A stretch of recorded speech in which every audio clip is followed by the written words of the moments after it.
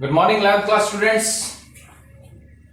देखिए students, domain और range के क्वेश्चंस कर रहे थे। डोमेन के क्वेश्चंस कर लिए थे, कुछ रेंज के क्वेश्चंस किए थे। ठीक है, उस टॉपिक को आप कुछ टाइम के लिए वहीं पर ही पॉज कर दें, क्योंकि मैं एक नया टॉपिक स्टार्ट कर रहा हूं। कारण क्या है कि अपने ग्रुप में कुछ नए स्टूडेंट्स ऐड हुए हैं, तो मैं ये सोच रहा हूं कि एक नया टॉपिक स्टार्ट कर देते हैं और डोमेन और रेंज के जो क्वेश्चंस हैं उनको मैं किसी और दिन आपको ले लूंगा। ठीक है, तो अब देखिए हम लोग बात करते हैं कॉम्प्लेक्स नंबर की। ठीक है बेटा, देखिए अब तक हम लोग जो 10th क्लास के अंदर या 9th क्लास के अंदर हम लोग क्या पढ़ते आए थे बेटा, रियल नंबर्स के बारे में पढ़ा था। ठीक है, और सेट ऑफ नंबर्स के बारे में पढ़ा था, आपका होल नंबर पढ़ा था, नेचुरल नंबर पढ़ा था, इंटीजर्स के बारे में पढ़ा था। लेकिन आज एक नया ही नंबर आ गया, कॉम्प्लेक्स नंबर। ये कॉम्प्लेक्स नंबर की हमें जरूरत क्यों पड़ रही है? ठीक है बेटा, देखिए 10th क्लास के अंदर आप लोगों ने 10th क्लास के अंदर चैप्टर 4 जो है आपका, चैप्टर 4 क्वाड्रेटिक इक्वेशन,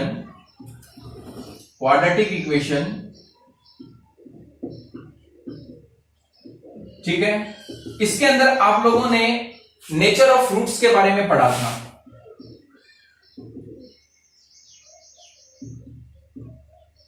ठीक है, d is equal to 0, d is greater than 0 और d इज लेस देन 0। ये चीजें पढ़ी थी आप लोगों ने। ठीक है, अब देखिए d is equal to 0 equal roots आ रहे थे, d इज ग्रेटर देन 0 आपके पास कैसे रूट्स आ रहे थे बेटा? कैसे रूट्स आ रहे थे? डिस्टिंक्ट रियल रूट्स आ रहे थे, डिस्टिंक्ट रियल रूट्स आ रहे थे। और d इज लेस देन 0 मतलब नेगेटिव वैल्यू आती है, तो उसके अंदर आ रहा था no real roots, no real roots.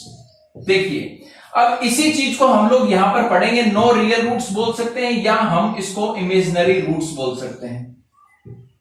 ठीक है, देखिए सपोज करो एक इक्वेशन दे रखी है x square plus 1 is equal to 0। इसको आप लोग x square is equal to -1 लिख सकते हैं। एक्स किसके बराबर होगा बेटा? इस स्क्वायर को यहां पर लेके जाओगे तो प्लस माइनस अंडर रूट -1 आ गया। 10th क्लास तक हम लोग पढ़ रहे थे कि अंडर रूट के अंदर अगर कोई नेगेटिव क्वांटिटी आती थी तो उसका मतलब हम कहते थे इट डज नॉट एग्जिस्ट। ये कहते थे इट डज नॉट एग्जिस्ट। या एक इक्वेशन ये है x square plus x plus 1 बराबर 0। क्वाड्रेटिक फॉर्मूला आप लोगों ने पढ़ा है, एक्स बराबर minus b plus minus b square minus 4ac upon 2a। यही होता है। अब इसके अंदर a की वैल्यू x स्क्वायर के साथ जो होता है वो a की वैल्यू होती है, तो कितनी है बेटा? 1। x के साथ जो कोएफिशिएंट मल्टीप्लाई में होगा वो b की वैल्यू है, और बाकी आपके पास क्या बच गया? c is equal to 1। तो x किसके इक्वल आ गया बेटा? b की जगह यहां पर रखेंगे, कितना हो जाएगा? -1 प्लस माइनस b का स्क्वायर करोगे 1 का स्क्वायर 1 हो गया, -4 into 1 into 1 into 1 upon 2 into 1। तो x की वैल्यू आपके पास आ गई -1 प्लस माइनस 1 माइनस 4 करोगे -3 अपॉन 2। अब यहां पर भी क्या है बेटा? अंडर रूट के अंदर वैल्यू कैसी आ रही है? नेगेटिव आ रही है। तो इस चीज को सॉल्व करने के लिए एक नंबर दिया गया जिसका नाम है बेटा कॉम्प्लेक्स नंबर। इस चीज को सॉल्व करने के लिए, क्योंकि ये हम लोग 10th क्लास तक करते थे इट डज नॉट एग्जिस्ट, ठीक है, लेकिन इस चीज को सॉल्व करने के लिए, इसको रिमूव करने के लिए, इसको रिमूव करने के लिए कि ये कॉम्प्लेक्सिटी यहां पर राइज हो रही है, इसको दूर करने के लिए क्या दिया गया? एक नंबर दिया गया कॉम्प्लेक्स नंबर। देखिए कॉम्प्लेक्स नंबर क्या होता है, मतलब जो ये अंडर रूट -1 और ये अंडर रूट -3 है, अंडर रूट -1 मतलब अंडर रूट के अंदर जो नेगेटिव वैल्यू आ रही है उसके लिए एक कुछ वैल्यूज डिफाइन की गई, इमेजिनरी वैल्यूज डिफाइन की गई। ठीक है, उन वैल्यूज को हम लोग यहां पर पढ़ेंगे इस कॉम्प्लेक्स नंबर के अंदर। ठीक है, तो ये मैंने आपको बताया कि कॉम्प्लेक्स नंबर की हमें नीड क्यों हुई, जरूरत कहां पड़ी। ध्यान से देखिए, अब देखिए the number that is in the form of a plus iota b, ये इमेजिनरी नंबर है, इसको हम लोग बोलते हैं बेटा आयोटा। क्या बोलते हैं इसको? Iota. a plus iota b where a and b are real numbers, ठीक है। तो कॉम्प्लेक्स नंबर वो नंबर होता है जो हम a प्लस आयोटा b, मतलब इस फॉर्म के अंदर जब नंबर को हम क्या करते हैं, डिफाइन कर दें, उसको हम लोग क्या बोलते हैं बेटा, कॉम्प्लेक्स नंबर बोलते हैं। कॉम्प्लेक्स नंबर है, it is denoted by z, इसको हम z की फॉर्म में डिनोट करते हैं, ठीक है। z is equal to a plus iota b, ये फॉर्म होती है आपके पास, a प्लस आयोटा b, ठीक है। a किसके बराबर होगा बेटा, a प्लस आयोटा b के बराबर होगा, ठीक है। आई बात समझ में। अब देखिए कुछ कंडीशंस मैं आपको बताता हूं, a प्लस आयोटा b, ठीक है। ये तो हो गया, आप लोग इसको हम लोग डिनोट कर सकते हैं, z बराबर a प्लस आयोटा b, ठीक है। इट इज डिनोटेड बाय, मतलब जो आपका कॉम्प्लेक्स नंबर है इसको हम लोग किससे डिनोट करेंगे बेटा, z से इसको डिनोट करते हैं, मतलब डिफाइन करते हैं इसको, ठीक है। देखिए z किसके बराबर हो गया, कॉम्प्लेक्स नंबर, ये आपका कॉम्प्लेक्स नंबर है, z is equal to a plus iota b। अब देखिए मैं कुछ कंडीशंस आपको बता रहा हूं, if b is equal to 0, अगर a प्लस आयोटा b के अंदर ये वाली वैल्यू अगर 0 हो गया तो z किसके बराबर होगा, a के बराबर। z किसके बराबर होगा बेटा, a के बराबर। इसको हम लोग बोलेंगे प्योरली रियल, क्या बोलेंगे इसको, purely real. Same as it is दूसरा है, सेकेंड वैल्यू है, if a is equal to 0, जो a है वो आपका क्या है बेटा, 0 है, तो उसको आप लोग क्या बोल सकते हैं बेटा, प्योरली इमेजिनरी, उसको आप क्या बोलेंगे, प्योरली इमेजिनरी, ठीक है। क्या, क्यों, z बराबर किसके हो जाएगा बेटा, आयोटा b के बराबर। तो अब नंबर जो है वो कंप्लीट आपके पास किस फॉर्म में आ रहा है, इमेजिनरी फॉर्म में आ रहा है, तो इसीलिए इसको हम लोग क्या बोलेंगे बेटा, प्योरली इमेजिनरी बोलेंगे, ठीक है। ये आपका क्या हो गया बेटा, इमेजिनरी, ठीक है। अब देखिए इसके अंदर मैं बता भी देता हूं, z बराबर a प्लस आयोटा b है, इसको बोलते हैं रियल पार्ट, इसको बोलते हैं हम लोग इमेजिनरी पार्ट,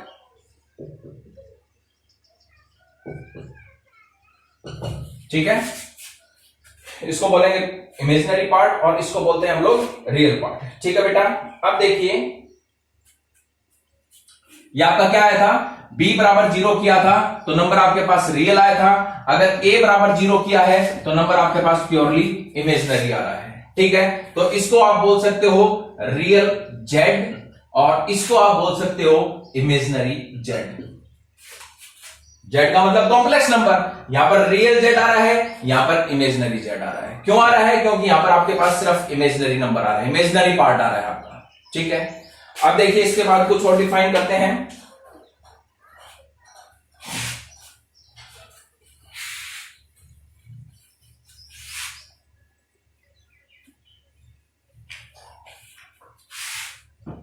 देखिए जैसे आपको दे रखा है equality of complex numbers, equality of complex numbers ये दे रखा है आपको, ठीक है। देखिए सपोज करो z1 बराबर a प्लस आयोटा b, आपको एक कॉम्प्लेक्स नंबर दे रखा है, z2 बराबर c प्लस आयोटा d दूसरा कॉम्प्लेक्स नंबर दे रखा है, ठीक है। अब ये इक्वलिटी ऑफ ये है, मतलब कि ये दोनों आपस में इक्वल हैं, ठीक है। z1 और z2 आपस में इक्वल है, तो इसका मतलब क्या हो गया बेटा, ये दोनों कॉम्प्लेक्स नंबर आपस में इक्वल है, तो इसका मतलब हो गया कि जो z1 है इसका रियल पार्ट क्या है बेटा, a, z2 के रियल पार्ट के बराबर होगा, a किसके बराबर होगा, c के बराबर होगा, ठीक है। और इसका जो इमेजिनरी पार्ट है, मतलब इमेजिनरी पार्ट का जो नंबर है b, वो किसके बराबर होगा बेटा, d के बराबर होगा, b किसके बराबर होगा, ठीक है। तो इसका मतलब हो गया कि दो कॉम्प्लेक्स नंबर आपस में बराबर हैं, तो a c के बराबर, मतलब रियल पार्ट के बराबर होगा, इमेजिनरी पार्ट के बराबर होगा। तो इमेजिनरी पार्ट का जो नंबर, मतलब जो रियल नंबर है भाई, ये तो आयोटा हो गया, इसके साथ जो b है वो रियल नंबर है, तो इसका रियल और इसके रियल आपस में क्या हो जाएंगे, इक्वल हो जाएंगे। ठीक है, और देखिए इसके ऊपर क्वेश्चंस आएंगे, इसीलिए बताया ये। और देखिए अगर आपके पास √-1 दे रखा है तो वो होता है बेटा आयोटा के बराबर। किसके बराबर होता है बेटा, आयोटा के बराबर, या फिर ये कह सकते हैं आयोटा किसके बराबर होता है बेटा, √-1 के बराबर। अगर आपको आयोटा स्क्वायर निकालना हो तो √-1 का स्क्वायर करोगे तो स्क्वायर से स्क्वायर रूट कैंसिल हो गया, किसके बराबर आ गया, -1 के बराबर। इसके बाद आयोटा क्यूब करोगे, क्या आयोटा क्यूब को ऐसे लिख सकते हो, iota square into iota. Iota square का मतलब -1 इंटू आयोटा, तो आयोटा क्यूब की वैल्यू हो गई माइनस आयोटा के बराबर। इसके बाद है आयोटा की पावर 4, तो इसको आप लिख सकते हो iota square into iota square. तो इसका मतलब हो गया आयोटा स्क्वायर कितना है, -1 और -1 इंटू -1 किसके बराबर हो गया, आयोटा की पावर 4, किसके इक्वल हो गया, 1 के बराबर। तो ये चारों वैल्यू आपको याद रखनी है।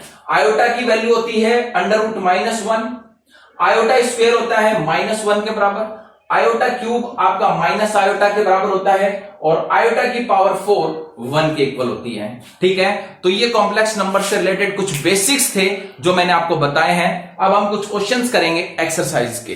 ठीक है, ठीक है, वो जो एक्सरसाइज के जो क्वेश्चंस हैं, देखिए सपोज करो एक आपको क्वेश्चन दे रखा है, ध्यान से देखना, √-25 इंटू √-81 ये दे रखा है, ये क्वेश्चन दे रखा है आपको। ठीक है, क्या आप इसको ऐसे लिख सकते हो बेटा, ध्यान से देखिए, √25 इंटू √-1, भाई इन दोनों को मल्टीप्लाई करोगे तो √-25 ही तो होगा, इंटू √81 इंटू √-1 लिख सकते हैं।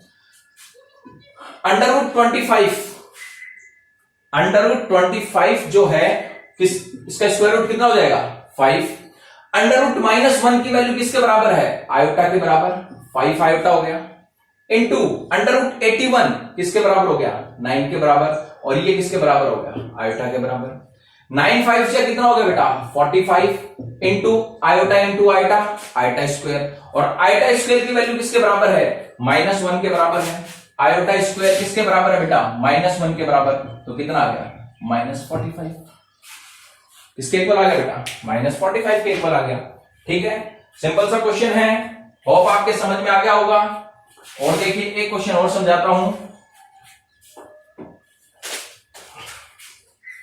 क्वेश्चन है √-16 प्लस 3 इंटू √-25 प्लस √-36 -3 इंटू √-16, ये वाला क्वेश्चन है आपका। ठीक है, ये दे रखा है, ध्यान से देखना इस क्वेश्चन को।